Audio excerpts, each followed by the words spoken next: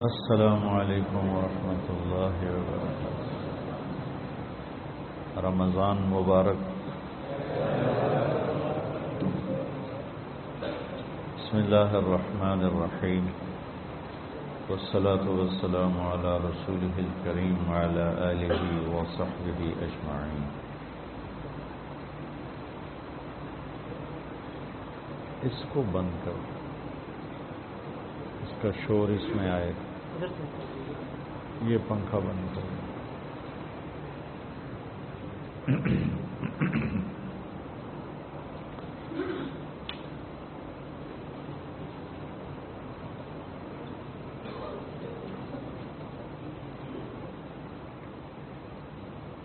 1999 میں مدرسۃ الحسنین کی اللہ نے بنیاد رکھوائی،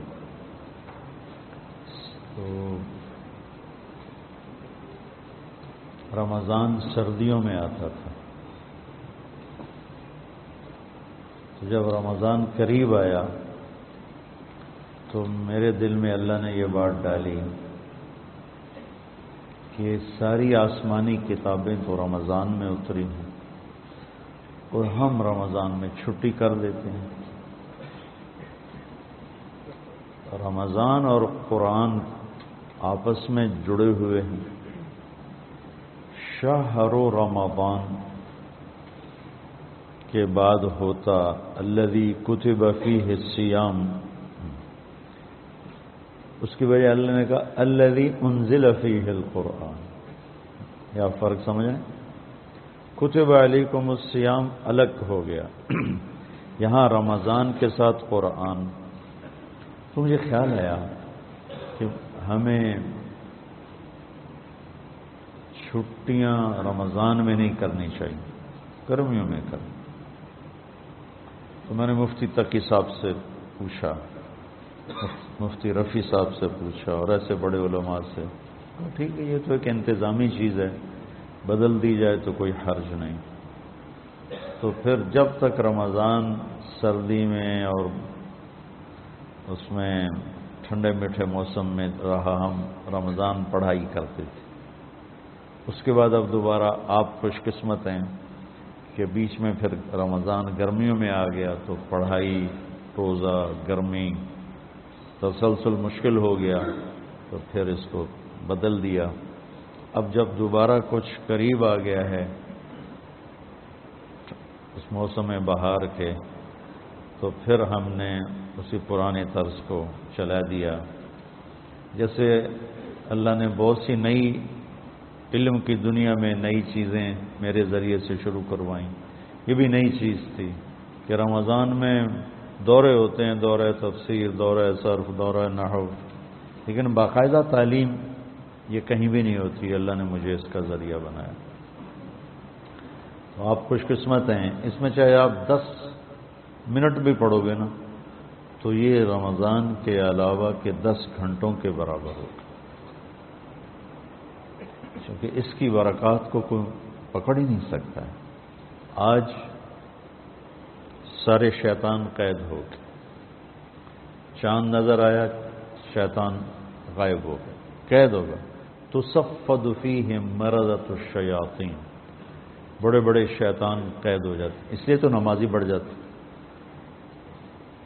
وہ پھر آہستہ آہستہ گھٹ جاتے ہیں کہ وہ ایمان کی اتنی طاقت نہیں ہوتی کہ وہ چل سکیں، لیکن ایک دفعہ جب وہ چھوٹتے ہیں شیطان سے تو سیدھے مسجد میں آتے ہیں۔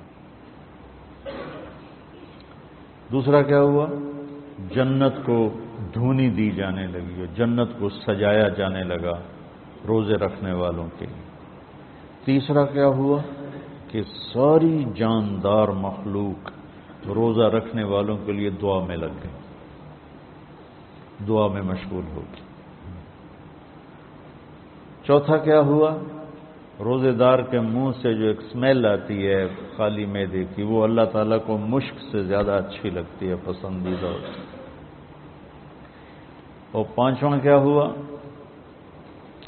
کہ اللہ تعالیٰ رمضان کی آخری رات سب کی بخشش فرما دیتے، اور اس وقت اللہ کا عرش پہلے آسمان روزانہ تہجد میں عرش الہی پہلے آسمان کی طرف آتا ہے. یہ اللہ کو پتہ ہے اس کا کیا مطلب ہے، یہ اللہ کے نبی کو پتہ ہے، ہم اس پر ایمان لائیں.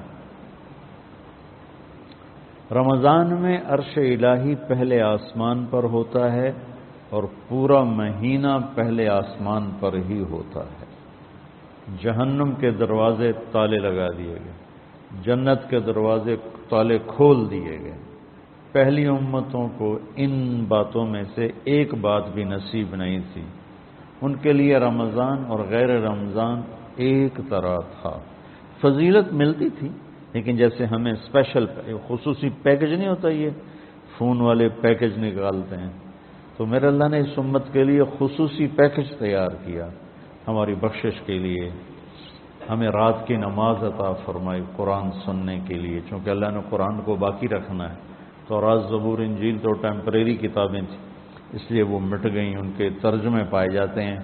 اصل بائبل کیا تھی خود بائبل والوں کو نہیں پتہ. اصل تورات کیا تھی تورات والوں کو نہیں پتہ. وہ اصل لینگویج ختم ہو گئی. تو قرآن ایک واحد کتاب ہے جو اپنی اصل کے ساتھ موجود ہے. تو آپ کو ایک فضیلت یہ حاصل ہے کہ آپ روزے رکھیں گے. دوسری فضیلت یہ حاصل ہے کہ آپ اللہ کے راستے میں رہیں گے.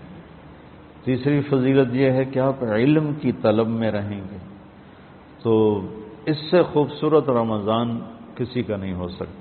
یا جو اللہ کی راہوں میں دھکے کھا رہے ہیں، کوئی پیدل چل رہا ہے، کوئی اونٹ سراؤں میں چل رہا ہے، کوئی سفر کر رہا ہے، یا آپ ہیں جو گھر کو چھوڑ کر اللہ کا دین سیکھنے کے لیے جمع ہیں. آپ کا رمضان انتہائی عالی شان رمضان. اور افطار کے وقت عرش کے فرشتے جو اللہ کی تسبیح پڑھ رہے ہوتے ہیں، اللہ تعالیٰ فرماتے ہیں کہ میری تسبیح چھوڑ دو اور افطار کرنے والوں کی دعا پہ آمین کہو. تو جب لوگ اکٹھے ہوتے ہیں افطاری کے لیے، حرمین میں بڑا ایمانی روح پرور منظر ہوتا ہے دیکھنے والا کہ لوگ وہاں اپنے دسترخوان لگاتے ہیں، پھر دوڑ لگاتے ہیں لوگوں کو پکڑنا، بھی آپ میرے دسترخوان، آپ میرے دسترخوان پر ہیں. چھوٹے چھوٹے بچے اور بڑے بڑے شیخ، ان کے مالدار رئیس نواب ٹائپ لوگ، وہ بھی نوکروں کی طرح بھاگ رہے ہوتے ہیں کہ اب میرے دسترخوان، اب میرے دسترخوان پر آ جائیں. دسترخوان زیادہ ہوتے ہیں اور لوگ باہر بھی ہوتے ہیں، بکھرے ہوتے ہیں، تو ہر ایک کی تمنا ہوتی ہے کہ لوگ میرے دسترخوان پر سارے آ جائیں. تو حرمین کی برکتوں کو تو خیر کوئی بھی نہیں پہنچ سکتا ہے، لیکن حرمین کی برکتوں کے بعد اللہ کے علم کو لینے کے لیے روزے کی حالت بہت اعلیٰ چیز، بہت خوبصورت چیز ہے.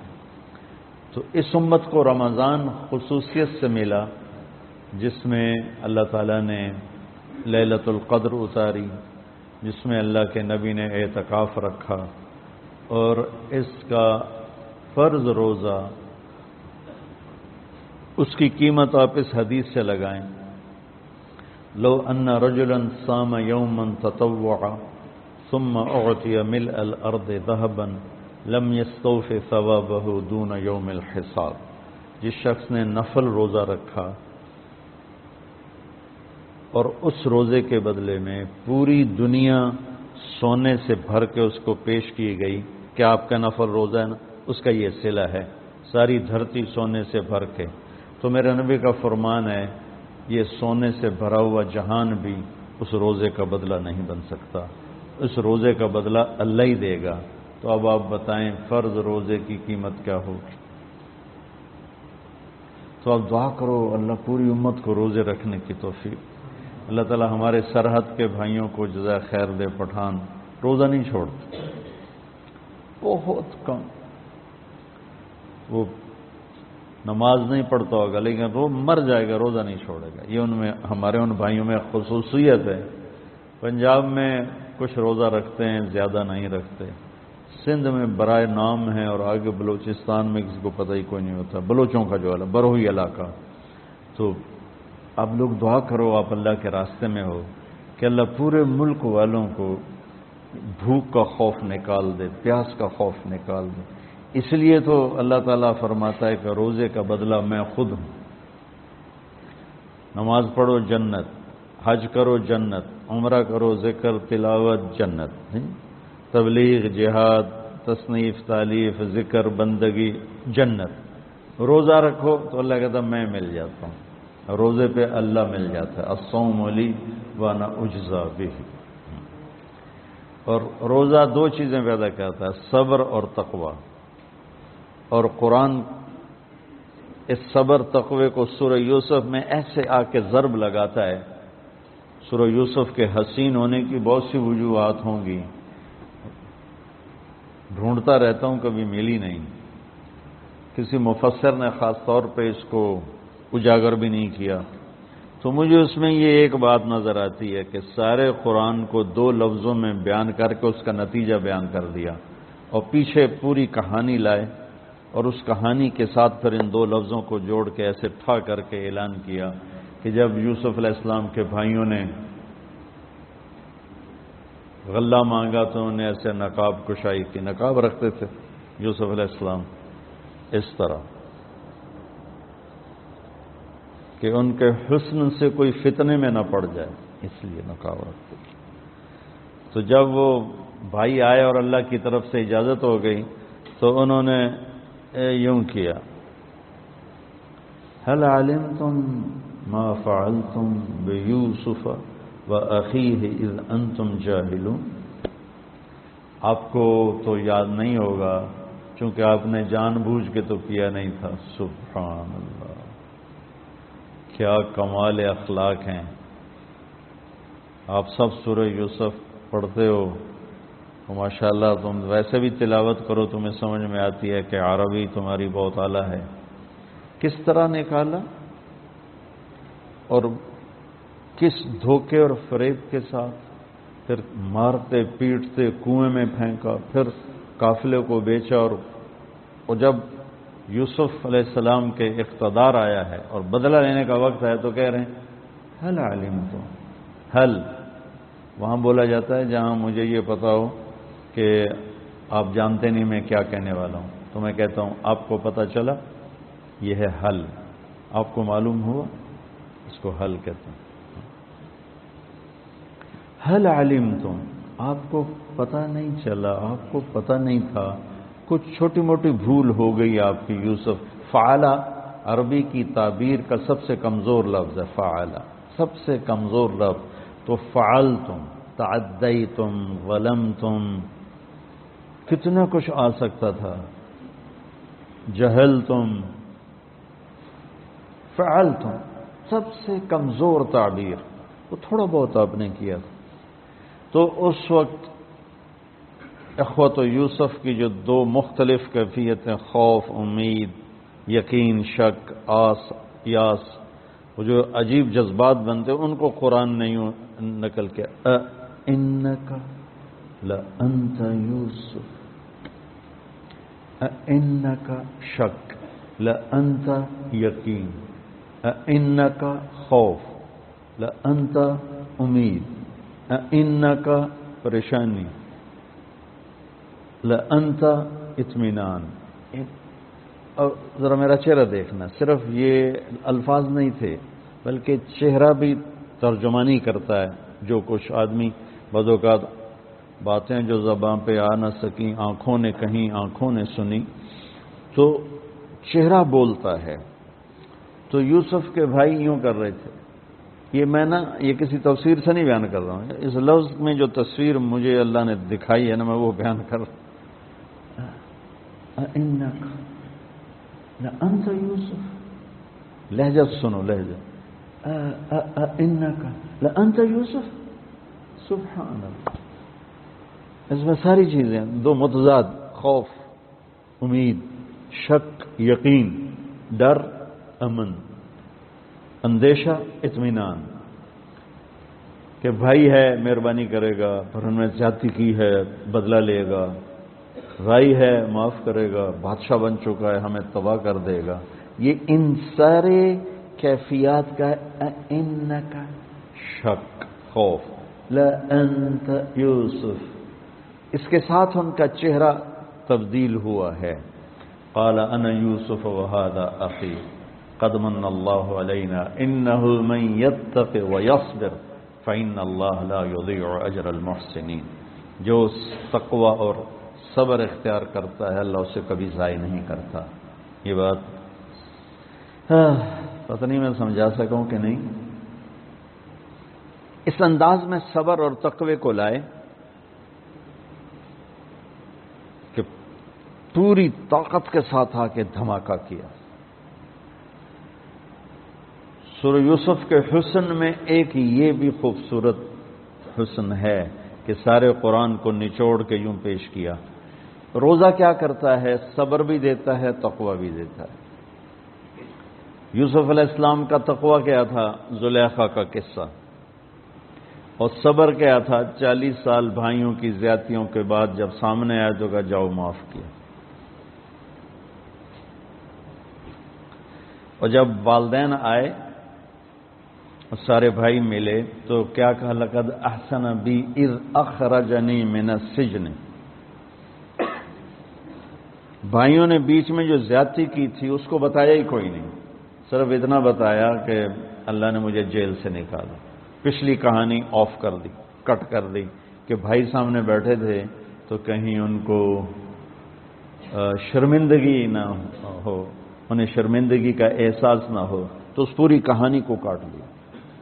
تو بچوں یہ جو روزہ ہے یہ وہ تقوی اور صبر لے کر آتا ہے. تو آپ روزہ بھی رکھو، سحری افطاری دعاؤں کا اہتمام کرو، کیونکہ یہ دونوں وقت دعاؤں کی قبولیت کی. جب کبھی ہمت تھی تو بڑی لمبی لمبی دعا میں مانگتا تھا. سحری میں جلدی اٹھ جانا، افطاری میں پہلے ایک طرف کونے میں بیٹھ جانا اور لمبی لمبی دعائیں کرنا. اب تو وہ روزے فاقہ کی وجہ سے سر درد شروع ہو جاتا ہے، نماز پڑھنا ہی مشکل ہوتا ہے اور گھڑی پر ہی نظر ہوتی ہے کیس لیے روزہ افطار. تو آپ لوگ دعا کرو کہ اللہ پورے ملک کو روزہ رکھنے کی توفیق دے، کوئی روزہ نہ چھوڑے، کوئی تراویح نہ چھوڑے. ساری امت اور حرمین میں جو عمرے پہ جا رہے ہیں، طواف پہ جا رہے ہیں، اعتکاف پہ جا رہے ہیں، اللہ ان کے یہ قبول فرمائے. جو اللہ کے راستے میں جماعتیں پھر رہی ہیں اللہ تعالیٰ ان کے سفر قبول فرمائے اور اس رمضان کو پوری امت کی ہدایت کا اللہ تعالیٰ رمضان بنا دے. یہ قرآن کے اترنے کا مہینہ ہے، اس میں قرآن پڑھا جاتا ہے اور اس امت کو اللہ نے یہ فضیلت بخشی ہے کہ انہوں نے اپنی کتاب کی حفاظت کی ہے. اور اس کی ابتدا اللہ نے سورہ فاتحہ سے فرمائی ہے. تو سورہ فاتحہ جبریل لے کر نہیں آیا، جبریل آپ کے پاس بیٹھے تھے تو ایک دھماکہ ہوا. تو آپ نے فرمایا یہ کیا دھماکہ ہے؟ کہ یا رسول اللہ آج ایک دروازہ کھلا ہے جو پہلے کبھی نہیں کھلا، اور آج ایک فرشتہ آ رہا ہے جو آج تک زمین پہ نہیں آیا، اور ایک کلام لے کر آ رہا ہے جو آج تک کسی نبی پر نہیں آیا. تو وہ فرشتہ حاضر ہوا اور آپ کو 2 کلام پیش کیے، ایک سورۃ فاتحہ اور ایک سورہ بقرہ کا آخری رکوع آمن الرسول سے لے کر آخر تک. ابشر بنورین، آپ کو 2 نوروں کی بشارت ہو، سورۃ فاتحہ اور سورہ بقرہ کا آخر رکوع. تو ہم تھوڑی سی بات سورہ فاتحہ پر کریں گے کہ میرے نبی نے فرمایا اوتیت المثانیہ مکان التورات والمائدہ مکان الانجیل والحوامیم مکان الزبور وفضلت بالمفصلات. میرے سب سے بڑی کتاب تورات تھی، سب سے بڑی، اٹھانا بھی مشکل تھا، اتنی بڑی کتاب تھی. میرے نبی نے کہا اللہ نے مجھے تورات کے بدلے میں سورہ فاتحہ دی، 7 آیات سورہ فاتحہ دی.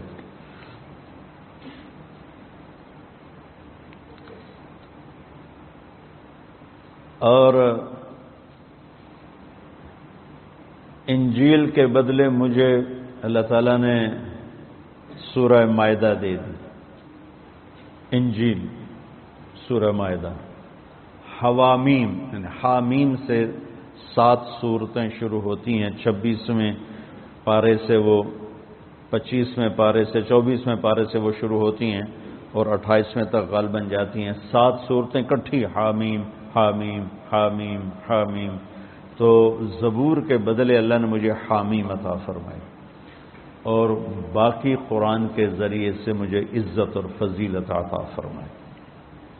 سورہ فاتحہ امام رازی رحمۃ اللہ علیہ ایک دفعہ اپنے خطبہ میں فرمانے لگے کہ اس سے 10,000 مسائل نکلتے ہیں. تو بعض لوگوں نے ان کا مذاق اڑایا.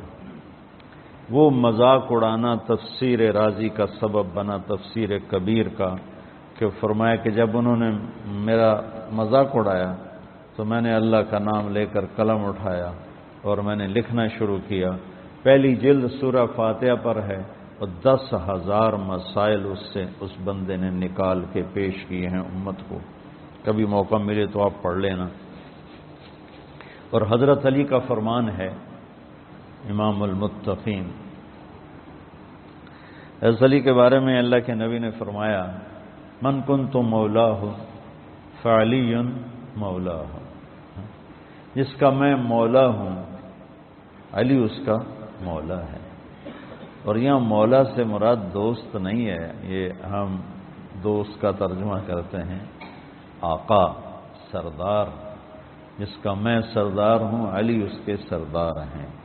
اس کے پیچھے ایک کافی پس منظر میں بہت سی چیزیں ہیں. ان کی صفائی کرنے کے لیے میرے نبی نے غدیر خم پر یہ حدیث بیان فرمائی خطبے میں کہ جس کا میں مولا ہوں اس کا علی مولا ہے. تو یہ چند دن پہلے مجھے خیال آیا کہ ہمیں حضرت علی نہیں کہنا چاہیے، ہمیں مولا علی کہنا چاہیے، کہ میرا نبی ہمیں ان کو ہمارا مولا بنا کے گئے ہیں. ہم سمجھتے ہیں صرف یہ شیعہ کہتے ہیں مولا علی، وہ صحیح کہتے ہیں. من کنت مولاہ فعلی مولاہ. آپ سب کے چہروں پہ میں حیرانی دیکھ رہا ہوں، حالانکہ میں آپ کو صحیح حدیث پیش کر رہا ہوں. من کنت مولاہ فعلی مولاہ، جس کا میں مولا ہوں علی اس کا مولا ہے. تو میں اب حضرت علی نہیں کہتا، میں کہتا ہوں مولا علی، کہ ان کا حق ہے. جیسے ہر صحابی کی بعض خصوصیات ہیں جو دوسرے میں نہیں. آپ نے ابو بکر سب سے بڑی ہستی ہیں صحابہ میں، ان کو نہیں. آپ نے کہا کہ تو جنت میں میرے آگے آگے چلتا ہے. بلال کو کہا کیا بات ہے، جب جنت میں جاتا ہوں مجھ سے آگے آگے چلتا نظر آتا ہے. جزوی فضیلت. سارے لوگ پیدل چلیں گے، میں براق پہ چلوں گا، میرے نبی نے فرمایا، اور بلال میرے آگے سرخ اونٹنی پہ بیٹھ کے چلے گا. یہ جزوی فضیلت. جنت میں جانے لگوں گا تو جنت کی سواری کی لگام ایسے نیچے گرے گی.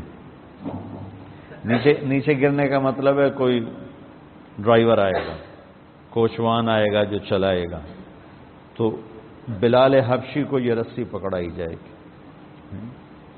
تو اس طرح یہ جزوی فضائل کسی کے کسی طرح، کسی کے کسی طرح ہیں. تو مجھے خیال ہے کہ ہم اہل البیت کے حق میں بڑی کوتاہی کرتے، بہت کوتاہی کرتے. ہم اللہ کے نبی کی اولاد کے تذکرے نہیں کرتے، اس سے ان سے محبت کی گرمی بھی نہیں پیدا ہوتی.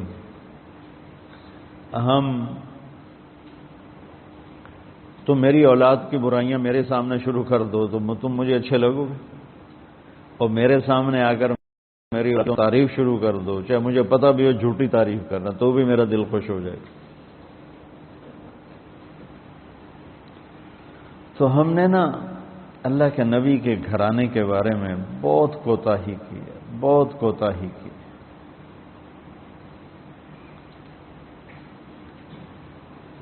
تو تم سنتے رہتے ہو، میرے ہر بیان میں اہل بیت کا تذکرہ ہوتا ہے، اور یہ میرا ایمان ہے کہ یہ میری بخشش کا بہت بڑا وسیلہ ہے اگر اللہ کے ہاں قبول ہوگی. ریاکاری میں مردود ہو گیا تو وہ تو الگ بات ہے، اور جو اس کا ہر فیصلہ حق ہے، لیکن اگر میرے اللہ نے قبول فرمایا تو میرے بیانوں میں میری سب سے بڑی متاع میرے نبی کے گھر کا تذکرہ ہے۔ میں اس سے اندر کی محبت سے بھر کے کرتا ہوں،